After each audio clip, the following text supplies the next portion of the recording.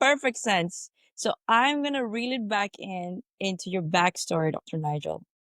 What what is your backstory and how did you come about, really focusing or being an expert in continence?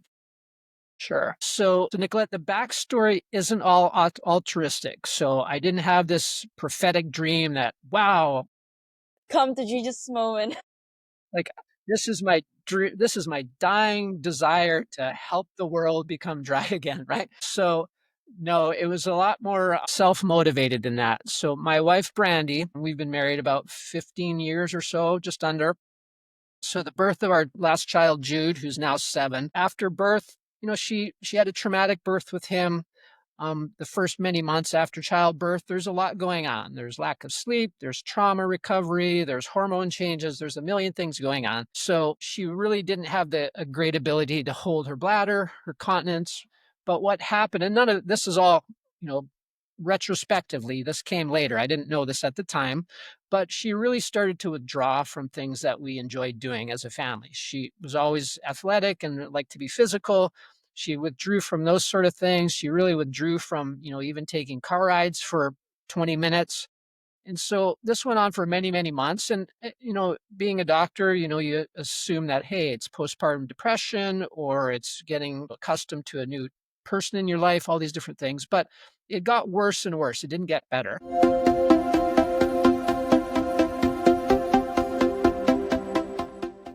Welcome to your Wordless Podcast, the space where we redefine success, self-worth, and transformation. I am Nick Nieras, the soul-centered architect of transformation, helping you unlock your highest potential and build a legacy beyond limits. Now, whether it is self-mastery, career breakthroughs, or wealth creation, this is where change begins. Now let's dive in.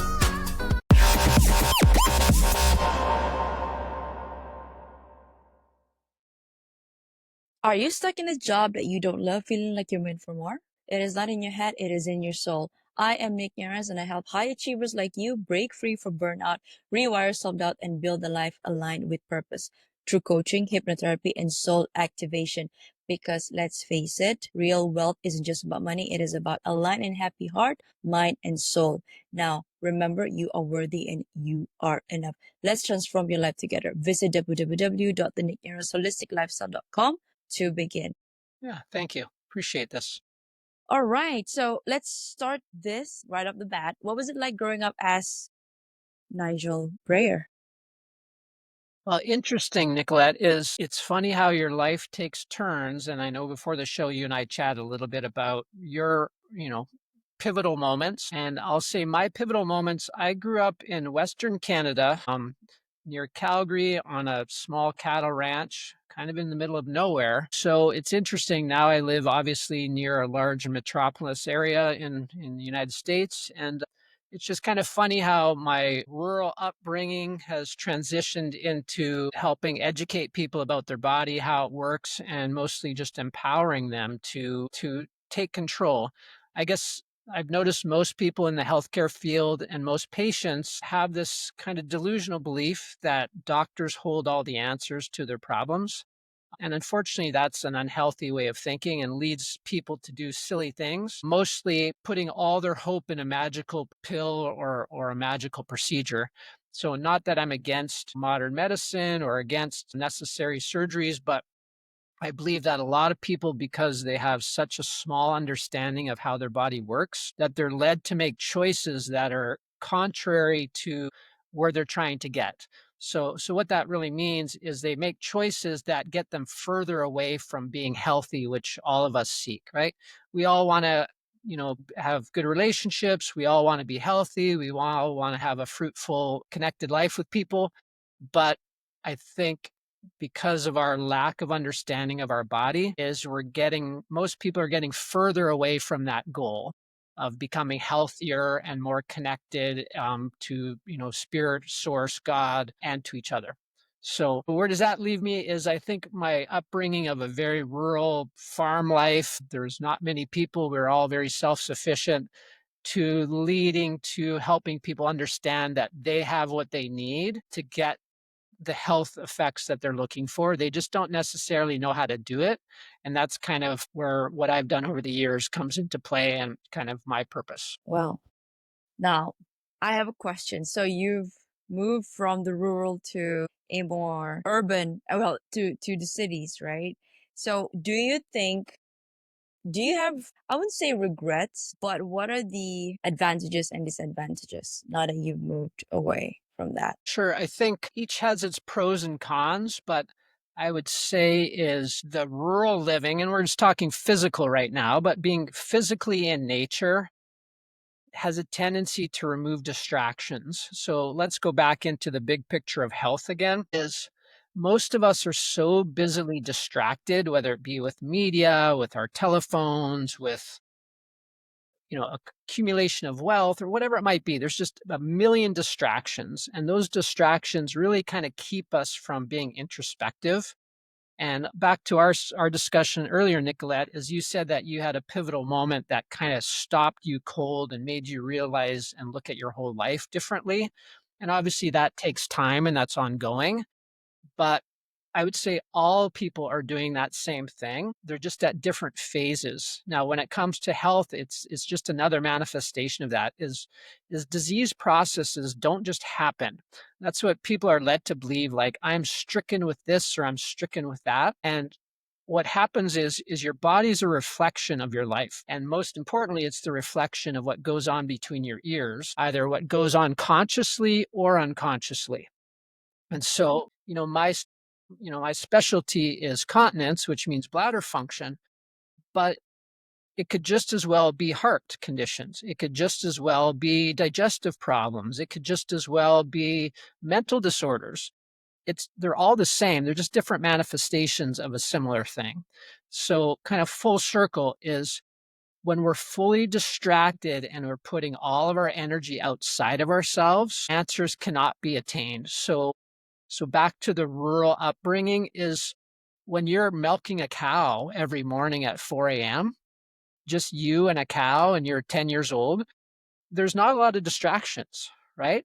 It's just you and your mind. If you're busy at 10 years old on a video game and distracted and being jostled with all the stress hormones that go with shooting and killing things on a computer screen, that's another distraction, and that shapes mind, but it also shapes your health.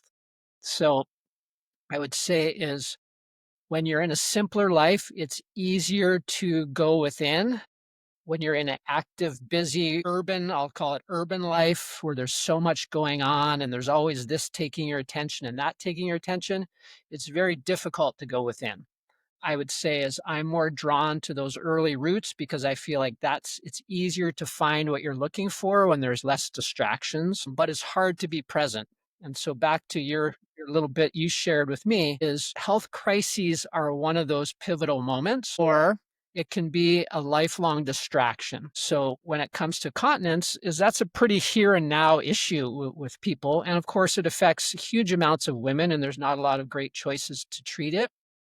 But if you can't go drive a car or you can't take a walk or you can't sit through a whatever because you don't have the ability to control your bladder, that really brings you to the present moment. So there's really two choices is you can be on this constant search for the magic solution, a magic doctor or a magic procedure or the latest greatest drug or whatever, or you can stop and reflect and say, okay, well, what is my body telling me?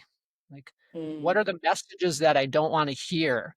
What in my life has to change? So, my program, the Ironclad Bladder Program, what it is it's really just reconnecting your unconscious autonomic nervous system to your body, and then removing the barriers that allowed you to create it in the first place.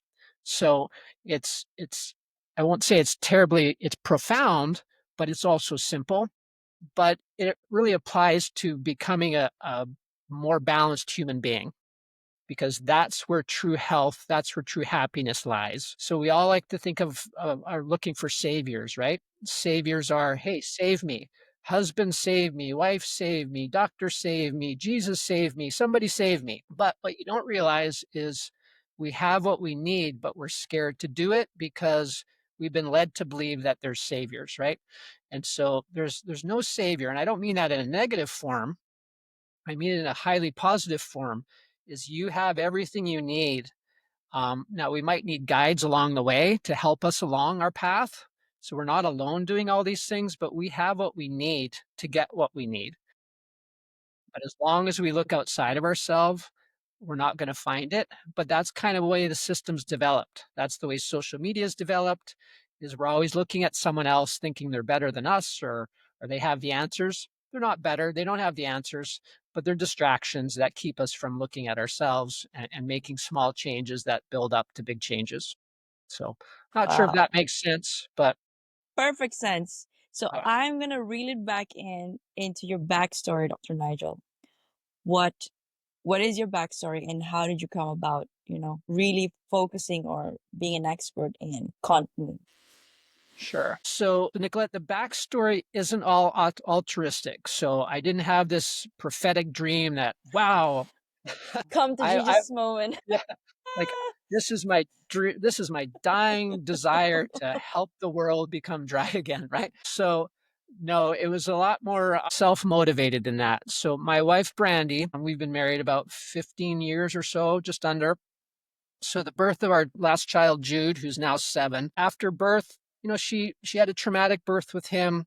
The first many months after childbirth, there's a lot going on. There's lack of sleep, there's trauma recovery, there's hormone changes, there's a million things going on. So she really didn't have a great ability to hold her bladder, her continence.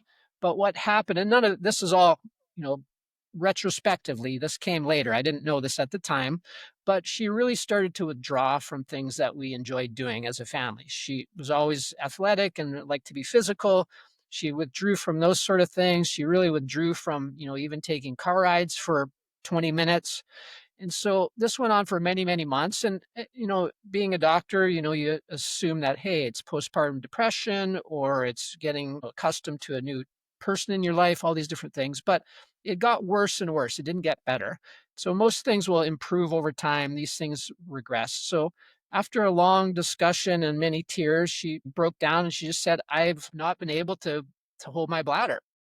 And it's kind of sad because she was embarrassed even to tell me that, her husband of many years. So I did what most caring spouses would do is I said, well, let's go talk to your OBGYN, your gynecologist, and see what's going on and see how to fix this, right? So of course we went and the gynecologist examined her and said, hey, everything looks fine. Not sure why it's going on, but she referred us to a physical therapist and said, I want you to do pelvic floor therapy. This should resolve your problem. And so we went and she followed directions well, took 8 weeks or so. She did the floor therapy and all that stuff. And she had about a 20 to 30% improvement, which of course is better than no improvement, but it's, you know, 30% bladder control is still problematic, right? So we went back and she laid out some other options. She said, well, we can do Botox injections. We can take this drug. It's called a beta blocker, which affects your blood Botox. vessels. Wow, that's new. Or we can do what's called a sling procedure, which is a surgery where they change the ligament structure to hold up the bladder. And all those options, again, at that time, my wife was in her late 30s. All those options weren't good options. It's like taking lifelong medications, having surgery, using a neurotoxin, which is what Botox is, to paralyze the nerves around the bladder to try to help it relax. And so we were kind of at a wall. We're like, okay, well, 38 years old and wearing adult diapers for the remainder of your life, that doesn't seem like a valid option to me or to her, right?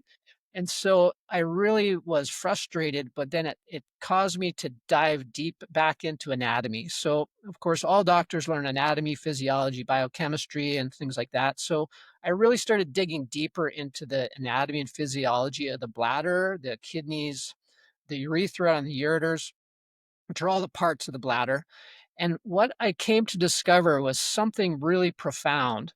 So, for those listening, is the bladder is essentially a balloon, right? And out of the balloon, where you would blow it up, let's say if it was a regular balloon, you have a straw.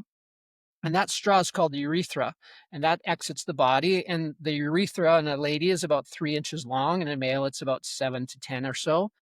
And so I looked into what's called the sphincter, which are the valves. So think of a balloon right now. Think of a straw coming out the balloon, and think of a rubber band where the straw and the balloon meet, and a rubber band where the straw meets on the other end. Mhm. Those would be called sphincters, and they're like little squeezers, right? And a lady doesn't have two distinct sphincters. That's a wordplay there. Is they have one sphincter that has different muscles around it.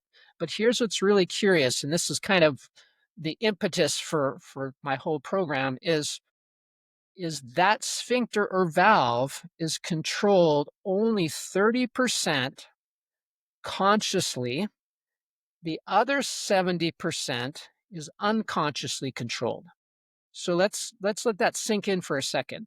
Is so 30%, I think of it like my arm, is if I want to reach my arm to my face, I'm consciously controlling that muscle. And when I Yes. relax it, I relax it. It just doesn't do stuff on its own, right? Yes. So autonomic means is it's happening automatically. Like you and I are sitting here, your heart is beating. If you get upset or emotions stir, your heart rate's going to change. Your blood vessels are going to constrict. You didn't have any mental control of that. It's all unconscious. So your bladder and mine and everyone else, 70% of its function has nothing to do with you choosing to not go to the bathroom. It has control of your subconscious mind. So just like your heart is beating because your autonomic nervous system, your subconscious mind is controlling it, it's also controlling your bladder. So in my wife's case, she had no physical issues relating to why her bladder didn't work. When she did physical therapy, she had a 20 or 30% improvement, which meant her consciously controlled component improved, but the 70% was never addressed. Mhm. So what essentially happened and what led me to develop the program is once I started to look into ways to start to reconnect the autonomic nervous system and reset it with the bladder is when we had enormous improvements in the function of the bladder. So modern medicine is kind of getting it all wrong is they're looking at the 30% and missing the 70%. So the program I developed in my office and using patients that had the same problem, and they helped me develop it as I went along over the several years, is when we started implementing 30% of what you have control over and then using neurofeedback techniques and visceral somatic and psychosomatic retraining techniques and acupuncture techniques that we could rebuild that autonomic connection. The trauma from childbirth, giving birth to children, the trauma from stress. We talked earlier about us busily looking at saviors and anxiousness and stress and anxiety and all those things that affect us subconsciously. They're affecting your bladder just like they're affecting your heart, which affects heart disease, just like they're affecting your blood sugar, which affects diabetes, right? So all of these things are interconnected. How it developed is I started looking at the pathways of rebuilding it consistently, and then when we did that, we saw consistent, amazing results in 95% or greater outcomes. Anyway, long story short is I wanted to take that and then really give it to people with the ability to say, you can do this at home with the same results that I had at my office. You don't have to go. And gratefully, I'm blessed with money, is I could afford a doctor. I could afford to do this. I could afford to do that. Most people can't. So what do? Well, they do the next thing they can. Well, same thing my wife and I would have done if our circumstances would have been different. They would have started to buy pads or would have started buying adult diapers. There's huge markets for that because those companies know there's no good options. So they sell them endless pads for the rest of their lives. Long story short is I feel so grateful that it led me to say, I can do this. We did it. Now we can offer it to people very inexpensively, and they can get those results at home without having to go through the heartache that my wife and I had suffered over those years. So that's the nutshell, Nicolette. Thank you, Dr. Nigel. If you don't mind sharing, so what did you uncover with your wife? Hi, I'm Nick Nieras, your host of the Your Worthless podcast. Now, if these real raw stories hit home, don't wait. Please follow, like, and subscribe my Spotify and YouTube. For bite-sized inspirational reels, follow me on Instagram, TikTok, and LinkedIn. Don't wait. Your transformation starts today. Thank you, and bye for now. So essentially this is, and I won't go into the deep, dark cobwebs of it all, but our body essentially has a memory, right? And so I'll just reflect back personally, and I'm sure you can reflect back into your life. We've all had traumas of sorts, right? Physical traumas, mental traumas, emotional traumas. All of those things are influencing us. So, in psychotherapy, they say, well, you have to work through all those traumas to become whole again. And I'm like, well, half the traumas that I've experienced, I don't even remember what they were, but they're still influencing me, right? So they're Yeah. influencing your autonomic nervous system. So why I'm sharing this is we don't have to go into, 30 years of psychotherapy to figure out all of our traumas to get healthy. What we essentially need to do is reset. So a little digression is if you want to solve something, you don't dig deep into the weeds to figure it out. You have to seek the light, right? So that's kind of a spiritual perspective is by going in and analyzing all of the darkness of our past isn't the solution to our problems. It's by seeking the light or seeking a higher perspective, right? So when it comes to the body, our autonomic nervous system is holding on to a lot of our patterns that we didn't even know we created, and they're affecting our body. It's become very clear in healthcare is chronic long-term anger and resentment increases the likelihood of cancer. I don't know if you've heard of that before, but that's a Yes. common understanding. Well, what does emotions have to do with cancer? Well, we know that long-term anger and resentment affects our autonomic nervous system.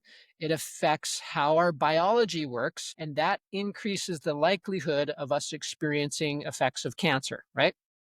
Well, that affects us in all ways. Our unconscious mind affects our biology.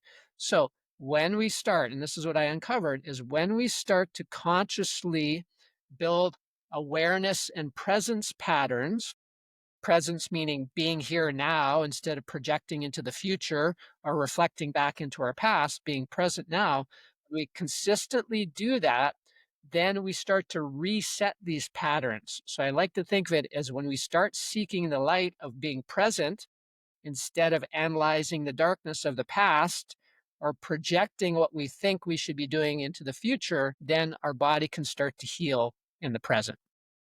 Does that make sense? Makes perfect sense. But I would love to dive one level deeper. Can you give us an example, Dr. Nigel, on some of the patients that maybe one case that's very memorable to you, that is so apparent that you did this ironclad system with him or her, with her, yeah, with her, and then it gave some astonishing results. So I'll share a story about Linda. So here's Linda. She's 65 years old. She had uterine cancer. So she had a hysterectomy, which means they remove her uterus, and a oophorectomy, or they remove her ovaries. And then she had radiation, all in the pelvis, all right on top and around the bladder.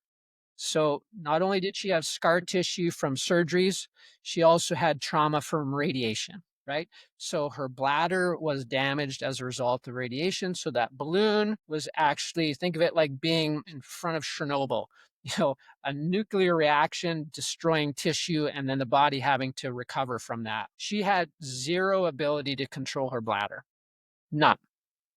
So she would use 8 to 10 pads a day.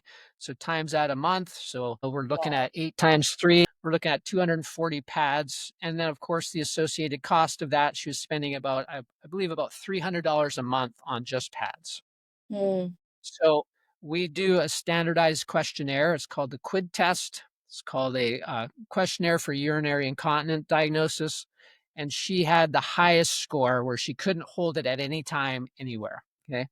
So she started our program, and one of the biggest things is she felt absolutely hopeless. She had had this issue for 5 years before I'd met her. So it wasn't a new thing to her. She had tried all the magic answers. She had talked to all the doctors. And so we started, and the program's a 30-day program, but in her case, obviously, it was longer. We made it 4-month program. And so the first month, she went from 8 to 9 or 7 to 8 diapers a day to the first month, she dropped to 4 diapers a day. So we cut it in half, and she went from the highest score of not being able to control function at all to about a 10% improvement. Now, people say 10% in 30 days, that's not very much. Well, you have to remember her anatomy wasn't even there to the degree yours and mine would be, right? Yeah. So radiation, trauma, scar tissue. The next month, she improved only about 5%. So now we're looking at 15%. And people are like, well, that's still not very good. Well, I think of it like a paraplegic person who has no nerve supply now being able to move their little finger. It doesn't seem like a Yes. big deal to you and me, but it's a very big deal to them because they were told that they will never move again, right? That's the way she was with her bladder. Next 3 months, she gained another 10 to 12%. So we're sitting at about what, 25%.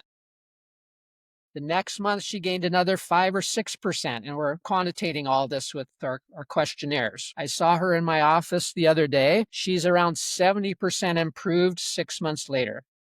So just think of it now. Wow. It's like you have a bladder paraplegic, which would be a good analogy, who went from totally unable to move anything to now 60% wearing 1 to 2 diapers a day, and some diapers or some days none.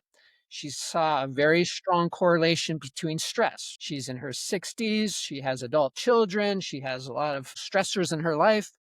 And so she notices as her mental stress changes, her bladder function changes. So I think one of the greatest accolades for this whole program was she started to see that her bladder and her brain are connected. She Mm, knows now that the next phase is as she goes deeper into managing how she deals with the stressors of life and how she, becomes less reactive to life, she realizes this is directly reflected in her bladder function.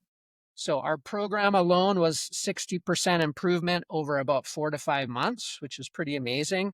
As she keeps working, in my observation, on managing how she deals with the challenges of life and how she deals with what goes on between her ears, I fully expect she's probably going to gain the other 40%, which is pretty cool. So that would be like the extreme example.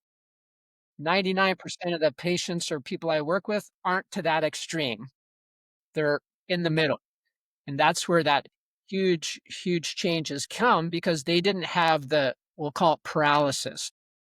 They started with the capacity. They just need to rebuild a stronger connection between the autonomic and the bladder, and that's where the success rate is so, so good.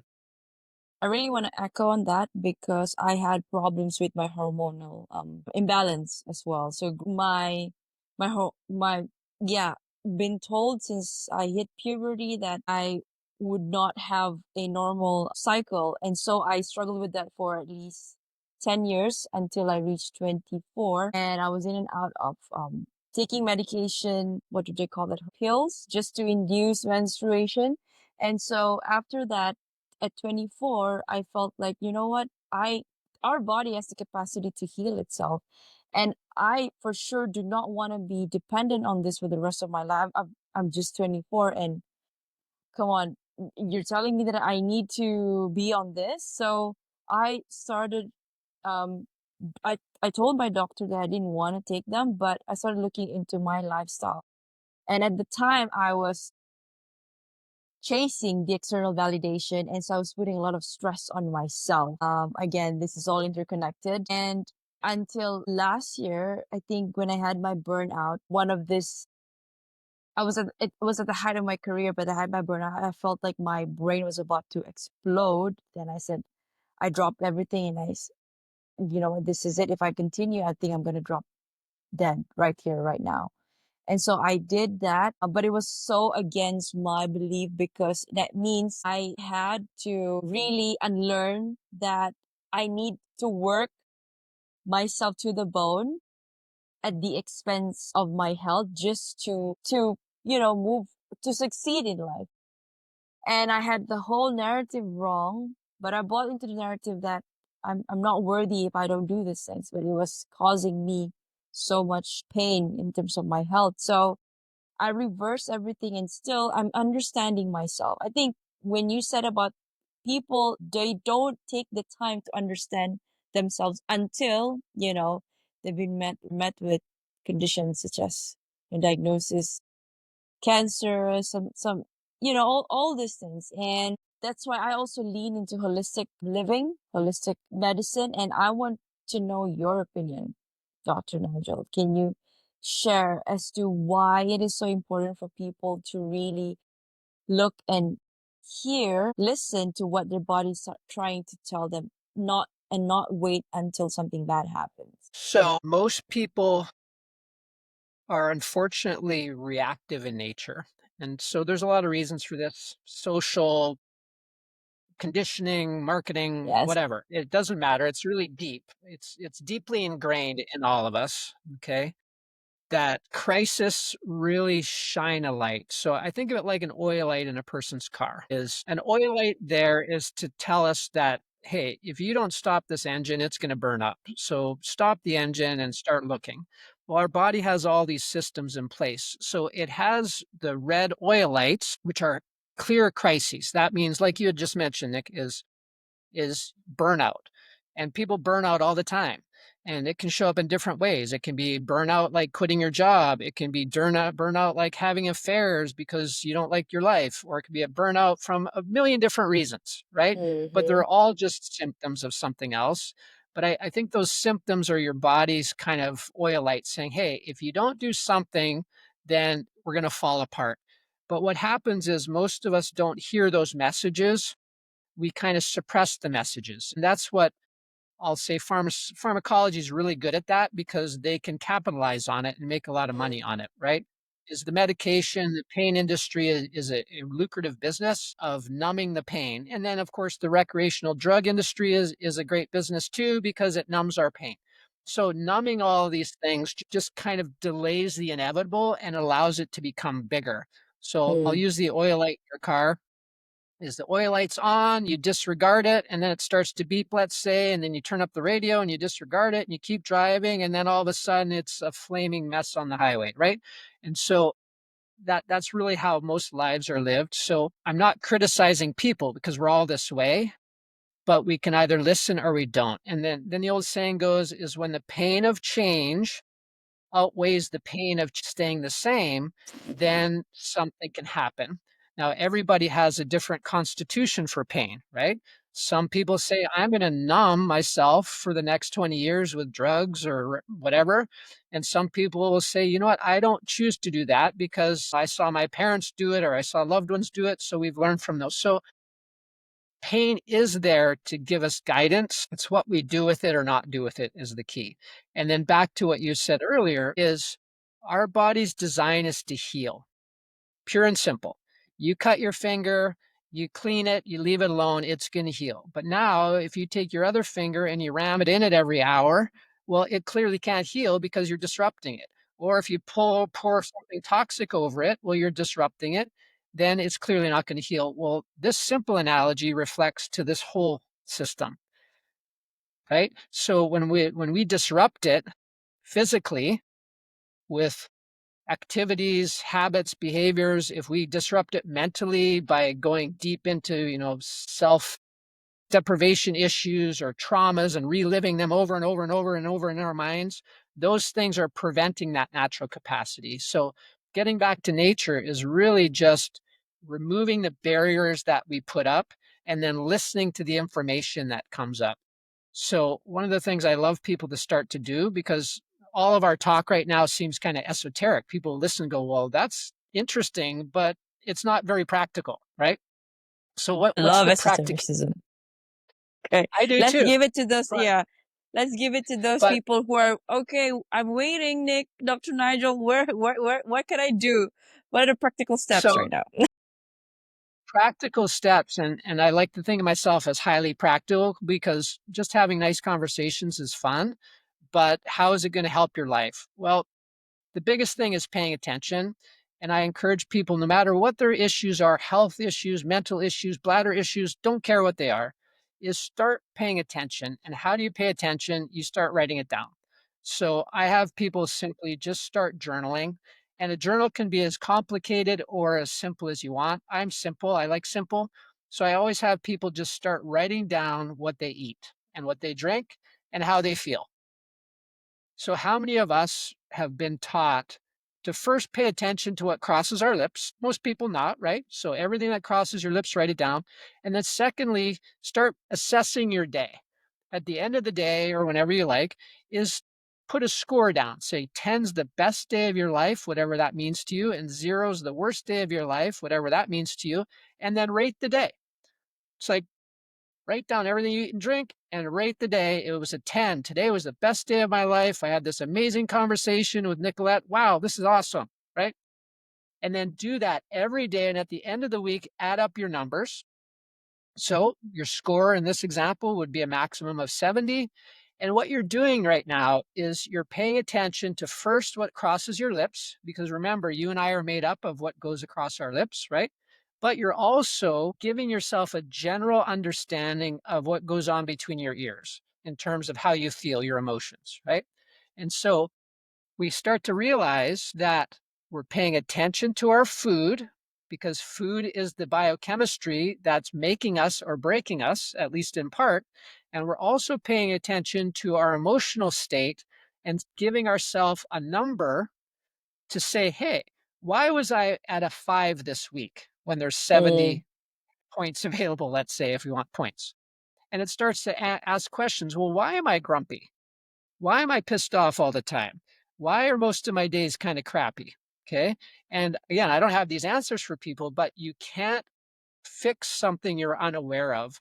And so the analogy I like to bring into play is, Nicolette, if I was broke and you were trying to help me, or I came to you and I said, Nicolette, I don't have a penny to my name. Help me figure out how to become, more financially wise. And the first thing Nicolette's going to do is she's going to say, well, Nigel, where are you spending your money? And I'll say, well, I don't know. And then you're going to tell me simply, well, let's start paying attention, right? Write down every dollar you spend for the next week and let's meet up and let's talk about it.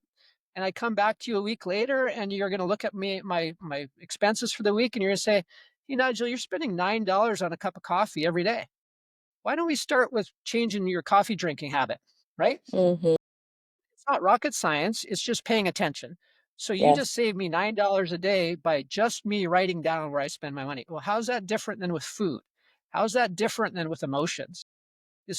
But most of us have never taken the moment because it seems so simple. Remember, we're looking for magic answers. You talk to people about money. You talk to anybody who doesn't have a lot of money. What do they say? I want to win the lottery. Yes. Right? You ask anyone who's overweight, I want to lose 200 pounds or 100 or whatever the I want to number have is. my 6 packs right yesterday. Exactly. Or you ask anyone who's in pain, I just want my pain to go away. I get it. You want that stuff, but you don't understand how all the little things that you're unaware of have created the environment. It works with money, it works with health, it works with your body. So paying attention is the first step to making any notable change. So, And I love right that there. because everything is an accumulation, right? Every illness, I think it's they're there. It's not like, I don't know, you can prove me wrong, Dr. Knight, because you're the doctor here. But every time I hear or I read, it says, for example, cancer, it doesn't happen overnight. Yeah, we all have, when I read somewhere, we have cancer cells, but it's what are we feeding it? What are we feeding? Are we feeding it with the cancer cells are in acidic environment, that's why they thrive in that? Or are we, that's why we need to eat more vegetables, more greens, because we have to, replace the acidity with alkaline, make it, right? And so that's the thing that I wanted to express and basically share with people. Because usually this, I actually have my brother-in-law, he was diagnosed, but he's mission free now. And he's at first, sugar, at least, I think sugar for him was the biggest cause as to why, but of course stress as well. And then aggravated his condition. But ever since then, I think last 2 years, he's taken a whole different approach as to how he viewed his lifestyle or the way he lived his life. And he has made him significantly better. Now, of course, we cannot go back to the way he was made when he was born, but the key is still there. We can still save ourselves. Coming back to what you said, we do not need to go to all these pharmaceutical companies and tell them, beg them, hey, I need this magic pill. Come save me. And I know if I'm going to sound very controversial now, there was a doctor, even when he went and met with him, he said very, very blatantly, do not take any natural medication because you're going to die. So had he listened to that doctor, I think he would be in a much worse condition right now. So he refused and he looked for alternative ways. And thankfully, he's in a much better state right now. So Yeah, yeah, this is a little bit that's about my awesome. story. No, and that's fantastic. And the key is you have options and choices all along the way. And I've done a lot of work with cancer patients over the years, and the fear tactic is extremely motivational. Yes. So many people do things and it's purely based out of fear, but unfortunately fear is another one of those emotions that can't heal you. So as long as you're under a state of high fear, your body's not in a state of healing. So that goes back to, and again, this could go way off into a deeper, darker topic. I love Most of that. health, Being most of present. healthcare, That's my next question. yeah, most of healthcare is not about your health.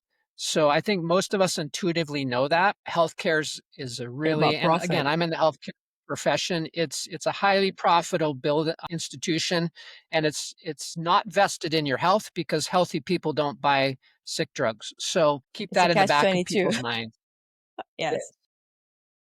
I love that. So, okay. Interesting. Now we're gonna dive because my podcast, I talk about spiritual stuff all the time, Dr. Nigel. So how do one stay present? So, Nicolette, I'll kind of reflect back a little to what you had said earlier about burnout. So, you'd said, hey, you came to a burnout point, which I think a lot of people do. And the manifestations of that, how it looks in their lives, are very different. And that's kind of irrelevant. But burnout is a point of you're coming to the realization that the patterns that you set up can no longer serve your Oh greater my God. needs and purpose. Yes. Yes. Yeah. So when there's this kind of disconnect between, all right, well, I just have to push, push, push, push. So Nicolette comes to the point of saying, for me to be a good human being, to me to be valuable, I have to work, whatever number, let's say 20 hours a day, 7 days a week, and I have to make so much money because now I'm a valuable human being, right? And so early in life, you have lots of energy. So you start the process and you start to see these little accomplishments and it feels good and people give you recognition. So they validate that, right? So you keep on going and going and going, but you realize that the ladder goes on forever. There's no Yes. ending to that ladder. And the moment that realization occurs, that might be when you're 80, that might be when you're 20, that might be who knows, right? But when you start to realize at some level that that model doesn't work, then you have to figure out a new model. And new models are tough because you and I were all patterns of things that we had control over and things that we didn't. So when we're young, most of our patterns were given to us by our parents. Yes. So their patterns were given to us, and then we adopt them until we decide not to. And that can come as a health crisis, that can come as a burnout, that can come as whatever the thing is. So I guess how do you change that is first by just recognizing. So I always tell people we want to kind of get out of ourselves. Like we're all uniquely egotistically driven, right? It's like we're all self-focused. And that's not necessarily bad. That's just the way it is. Nicolette's You self-focused, I'm survive self-focused, but to how do survive. we step just outside of the self-focus? And Mm. and I think of it this way is how do you and I think of it like talking. So if I just talk, talk, talk, or if I think a little bit before I speak, then the words that come out of my mouth have more of an understanding, right? So the good analogy is if anyone's really been upset or pissed off or emotional, you know how stuff just starts happening, mostly out of our mouths, right? We say things that we regret, we take actions we don't necessarily want to, we're just reactive, right? And we know how detrimental that can be. if we're angry and we're having a discussion with somebody, how that anger then can disrupt something maybe for a lifetime, all from that one moment of emotional not thinking. So the question is being present means stepping just outside of yourself for a second and delaying your initial reaction. That allows you control over what you're going to say and do. Now, it also goes with thinking. So before I speak, I'd like to be able to pause and think before it comes out so that I can be sure that you get the meaning that I'm hoping for. But it also goes with our thinking, right? So when we're busy thinking about life, when we're present and we think about what's important to us, then we're consciously moving forward. So I like to think of it this way is if we start by simply breathing, breathing is the most present thing, right? If you stop breathing, 3 minutes, you're dead. Well, really, we have 3 minutes of life in each of us right now. Mm. So if I stop breathing, I'm gone in 3 minutes. Oh, that's a So we're great really living in, perspective. Yeah. we're really living in 3-minute increments for Wow. 80 or That's a 100 years. great perspective, Dr. Nigel. I'm gonna use that when I'm about to react. Okay. Am I gonna react because it's just my emotions, or let me just pause and then let's see after that. 3 minutes. That's all it takes. And so on that same note is that's where I say is no matter what you do, give yourself 3 minutes. So whether that be, I want to take a new job, I want to get in a new relationship, I want to quit my job, I want to get a divorce, I don't care what it is. Give yourself 3 minutes of presence. Because remember, that is essentially how much time we have between now and being dead. So every 3 minutes, we can really be new again, right? Oh my So God. You don't close your even need to eyes. wait 8 hours of sleep for a new day. Just think of it as 3 minutes increments. That's life changing. So if you consciously breathe and clear your mind for 3 minutes, the clarity after that will lead you to the next 3 minutes. And so a big decision like divorce or this or that, whatever these big moments are that we have, and we all have them, is after those 3 minutes, you'll have more clarity for the next 3 minutes and you'll know what to do when that comes. Now, what is that? I don't know. I don't have all the answers. But if you give yourself that 3 minute, then at the next 3 minute increment, you'll have more clarity. And then the next and the next. And as that'll lead you along the path. And that path is coming from self. So let's go to spirit. Is I truly believe we have a soul that is eternal, and our present life experience is very small and short. And we have our conscious and our subconscious mind, and you and I are all going to die, and then we're going to come back again in this universe or another. I obviously I don't have all the insight, but so we're That's the eternal mystery. beings. Yeah. So we're essentially eternal beings living a human experience, but all of these little dramas and connections and joys and sorrows, they're here to help us evolve and grow. But again, we all want to be happy. We all want to be healthy. We all want healthy relationships. We just don't know how to get there and what to do.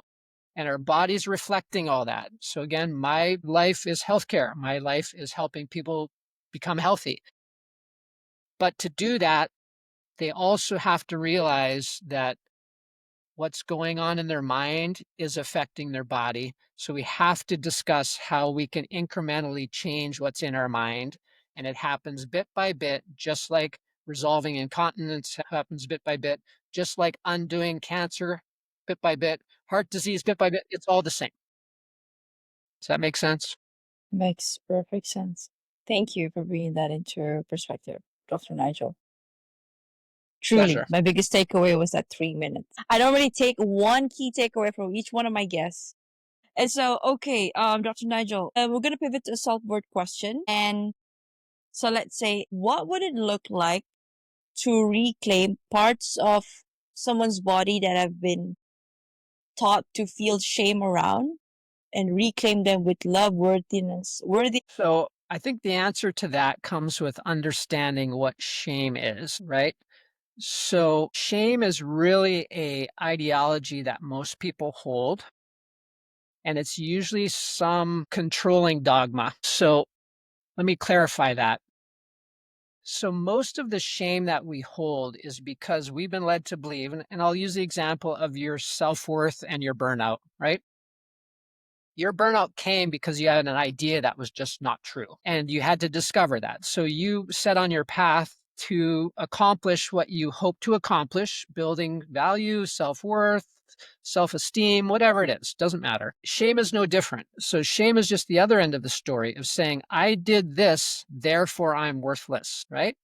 And then holding on to that idea and then constantly ruminating. Ruminating means continuously bring it up, bring it up, bring it up, and reliving it again and again and again and again, never ending story, right? So the first step to reclaiming anything is forgiveness. So there's some misunderstanding about what forgiveness means too. Is forgiveness means, or to most people, forgiveness means like, Nicolette, you hurt me and I'm going to be okay with that. That's not the issue. Forgiveness is, I can understand Nicolette did something to me that was harmful, and she did it for whatever reason she fought. She's trying to achieve the same things in her life that I am. She's trying to build herself. She's trying to find peace and freedom. She just doesn't know necessarily how to do that. So I'm going to forgive Nicolette and know that she's doing the best she can, even though it hurt me, right? I don't love that she hurt me, but I'm going to trust that she's on her path and she did the best that she can. And if she could have done better, she would have. Now, am I letting Nicolette off the hook? No, I'm not. I'm just choosing not to relive that and keep it alive. So as I keep it alive, I'm creating an energy pathway in my body that's either traumatizing me or it's healing me. So what forgiveness does is saying, hey, I did the best choice that I could do at that time with where I was at my life, with my understandings, and I accept that it happened, but I'm choosing not to keep that energy of destruction alive in me because that energy will keep damaging me. So how do you let that go? How do you outgrow it? You don't have to analyze it. You have to just give yourself some grace and then forgive yourself. And forgiveness means simply saying, I would have done better if I could. If I would have known a better way to get what I was hoping to get, I would have done it. But at that time, I didn't have the tools, etc., etc. So I'm going to let it be. It's still part of me. It still influenced me. I got some value from the experience. But the only true way to overcome it is to forgive it. And the only way to forgive it would be to let it go. And the letting go has to come from, remember, we talked about stepping outside of ourselves for just a moment. Stepping outside of ourselves, and in this example, would be like a loving parent of saying, you know what? My child's doing really silly things. They're having a temper tantrum in the middle of the grocery store. Well, that's a silly thing to do, but a parent understands that their mental capacity doesn't allow them to have the bigger perspective. But if we can be that loving parent of saying, hey, I did the best I can with where I'm at, I should no longer have shame. It's like that child having the tantrum. They're doing the best they can with where they are right there at that time. Now, 5 years later, they're going to be in a different place. They're not going to have tantrums, right? And that's kind of the evolution of all of us. That's like the whole gist of our interview today. Thank you, Dr. Nigel. Okay, so what is your heart's greatest wish? My heart's greatest wish is to, I'll just be blatantly honest, to attain the degree of enlightenment of Jesus. That's my heart's greatest wish. I feel like my capacity to be at that spiritual state would allow me to help others and to really transcend. We talk about the perspective is to get to that universe perspective that we're all seeking. I'm being pulled to invite you for another episode to talk just about spirituality. And maybe we could connect because I am very much into esoteric knowledge. So, yeah, perhaps Dr. Nigel, I can feel that you're that kind of person. And the fact that you actually move from, you your focus is on naturopathy. So that says a lot about you and the way you look into things. And I really resonate with the fact that we're all seeking for that enlightenment. So thank you. Agreed. My pleasure. All right. if you could create a quote right now for you to lead to the audience listening and the world as your legacy, Dr. Nigel, what would it be? So it's a quote by an author. Her name is Imelda Shanklin. She said something that stuck with me, which is really profound. It says, if you don't go within, you go without. So just to simplify, is all the answers we need come from the solitude, meaning going quiet and being open and receptive. And then from a bigger point of view, is I see the world busily looking without, outside of themselves. And therefore they go without, missing what they're seeking. And so I think I remind myself of that frequently is when it's hardest to seek solace and solitude and quiet and prayer, that's when we need it the most. So I would say if you don't go within, go without. That's kind of the reminder to bring it back to the present. Thank you. Now, how can people reach out to you? Very simply, they can just go to my website, Dr. Nigel, Nigel Brayer, Brayer.com. That's my website where we do everything from functional medicine. We offer programs for the Ironclad Bladder. We do programs for children and men with bladder-based issues. So, yeah, everything they would need would be there to take the next step if that's something they'd like to do.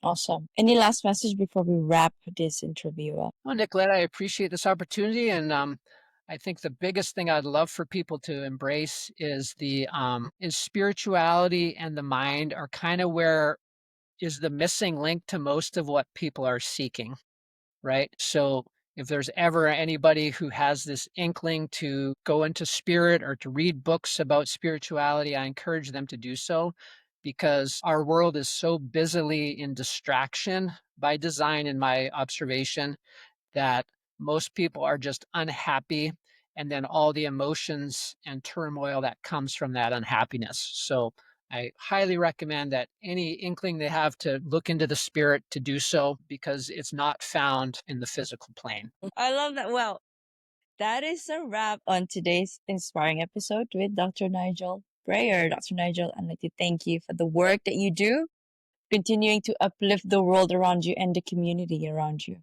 For our listeners, this has been Your Worthless. Read that again, the juxtaposition of your very soul. Now, if you've ever felt worthless, remember you are not alone. Your soul chose to be here to matter. And for that reason alone, you are worthy. A huge thank you to you again, Dr. Nigel, and to all of you for listening. Until next time, I'm Nick Nieras. Keep shining, keep growing, and always remember you are worthy and you are enough. See you in the next episode. Thank you, Dr. Nigel, for your time. Pleasure. Love this episode? Now, transformation doesn't end here. Head on to at holistic.lifestyle_with_Nick. That is on my Instagram. Or head on to my website, www.deniqueras.holisticlifestyle.com for more info on my coaching framework, which is the Worthy, Authentic, and Abundant Framework, digital guides, and my upcoming events such as retreats and master classes and workshops. Now, I also do intuitive readings where we get to check on your soul path. And if you're also wanting to check on your energetic alignment, I have done that too. And I offer that kind of services. So, my question to you is, are you ready? Because I am. Let's create your lives. Good morning to you, Dr. Nigel. How are you doing today? I'm doing good, Nicolette. Thank you for this opportunity to chat today. Appreciate it. Well, thank you so much for saying yes to be interviewed and for coming on to my show. I'd like to introduce myself to you formally and to all of our listeners tuning in for the first time and or returning subscribers. My name is Nicolette. I am the creator for the podcast titled Your Worthless. Read that again, the juxtaposition of your very soul. Now, today we're going to talk about something. I think I've had a friend who's been diagnosed with this before a long time ago, and it's urinary incontinence. And I would love to dive this with you, Dr. Nigel. But first, let me read a bit of an introduction to our listeners, and then we can get right into our conversation. Perfect. So, hello everyone. We have Dr. Nigel Brayer here with us, a nationally recognized expert in natural medicine and the creator of the Ironclad Bladder System, a groundbreaking drug-free approach that combines modern neurology and traditional Chinese medicine to heal urinary incontinence. Now, with over 27 years of experience, Dr. Nigel has helped countless women overcome this life-altering condition by addressing both the physical symptoms and the deeper neurological and emotional roots of the issue. Wow, welcome to the show, Dr. Nigel.